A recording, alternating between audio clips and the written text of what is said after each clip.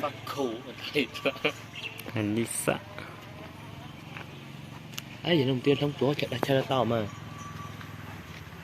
một ai đâu có ý con nó hết của nó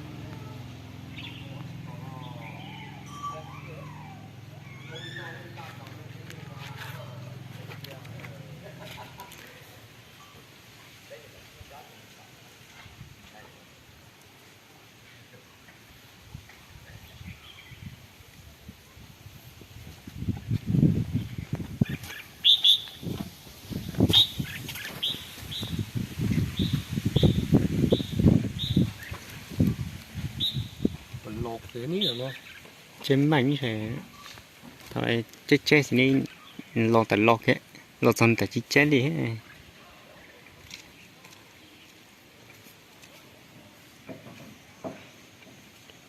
cho một lần thì bác khủ cái ní Yo nó thì có khổ đến nó xô tính chính nó cho con mình chỉ cô thì chắc mình chỉ cái gì nữa cho có muốn chỉ cúp người ta xuống à.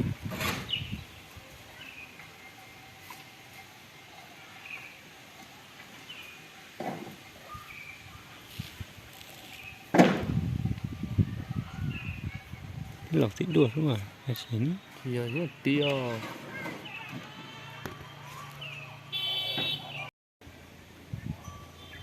nhảy luôn. tóc mà kia À.